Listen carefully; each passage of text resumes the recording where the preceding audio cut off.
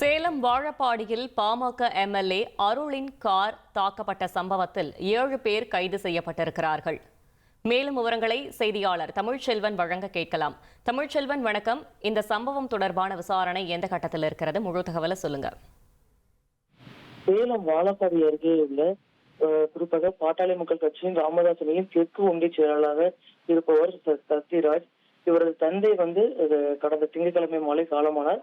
இதை தொடர்ந்து அவரது துக்க நிகழ்வில் பங்கேற்பதற்காக ராமதாஸ் அணியை சேர்ந்த பாமக சட்டமன்ற உறுப்பினர் அருள் உள்ளிட்ட அவரது ஆதரவாளர்கள் 10க்கும் மேற்பட்ட கார்களில் நேற்று காலையில் 11 மணி அளவில் உடகத்தாம்பட்டி பகுதிக்கு அஞ்சலி செலுத்த சென்றார்கள். அப்பொழுது கார் நிறுத்தும் பொழுது குறிப்பாக பாக்கு களத்தில் கார் நிறுத்துவது தொடர்பாக ஏற்பட்ட பிரச்சனைகள் ராஜேஸ்வரி என்பவர் மீது தாக்குதல் நடந்ததாக கூறப்படுகிறது.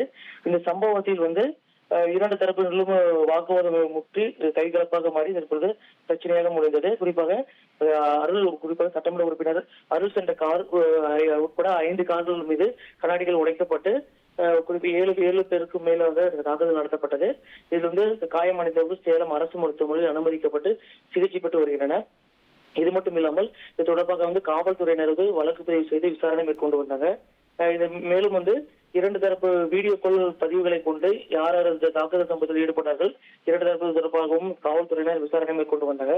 இந்த நிலையில் தற்பொழுது பாமக உடன் அவர் மீது மற்றும் அந்த உடன் சென்றவர்கள் மீது தாக்குதல் நடத்திய தொடர்பாக சட்டமன்ற உறுப்பினர் அருள் ஏத்தாப்பூர் காவல் நிலையத்திலிருந்து புகார் அளித்திருந்தார்.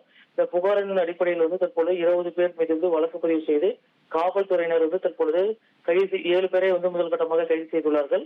மீதமுள்ளவர்களை தற்பொழுது 3 தனிப்படைகள் அமைத்து பிடிப்பதற்கான நடவடிக்கையை மேற்கொண்டு வருகிறாங்க. அது தொடர்பாக தற்பொழுது சிசிடிவி மற்றும் அதே போன்று அந்த வீடியோ காட்சிகளில் பதிவாகி இருக்கும் நபர்களுடைய உருவங்கள் கண்டுபிடிக்கப்பட்டு அவர்கள் யார் என்பது குறித்து தற்பொழுது காவல்துறையினர் விசாரணை மேற்கொண்டு வராங்க. சேலத்தில் நேற்று பெரும் பரபரப்பை ஏற்படுத்திய சம்பவத்தில் தற்பொழுது 2 தரப்புமே குறிப்பாக நேற்றைய தினம் சட்டமன்ற உறுப்பினர் அருள் அவர்களது தாக்குதல் நடத்துவது தொடர்பாக அந்த வீடியோக்கள் வெளியான நிலையில் இன்றைய தினம் குறிப்பாக அன்புமணி ஆதரவாளர் ராஜேஷ் என்பவர் மீது தாக்குதல் நடந்தது தொடர்பான சிசிடிவி காட்சிகளும் வெளியே இருக்கு. இது தொடர்பான காட்சிகளின் அடிப்படையிலேயே தற்பொழுது ராஜேஷ் மீது தாக்குதல் நடத்தியதன் காரணமாகவே அவர்கள் அவருடைய ஆதரவாளர்களை அடிப்பதற்காகவே ராஜேஷ் ஆதரவாளர்கள் காரை கண்ணாடிகளை உடைத்ததாகவும் தகவல் வெளியே இருக்கு.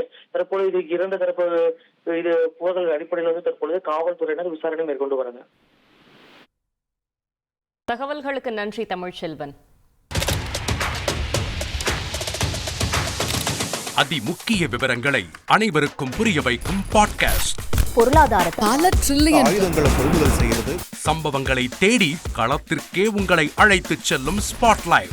அங்க இருக்கக்கூடிய கள விவரங்கள் என்ன? ராணுவம் 5 வருஷமாவே சார் எனக்கு ரொம்ப பிடிக்கும் அவர் வர்றதுக்காக எங்களுடைய நியாயமான கோரிக்கை. Even at the cost of stopping. பார்வையாளர்களையும் செய்திக்குள் பங்கெடுக்க செய்யும் மக்கள் குரல்.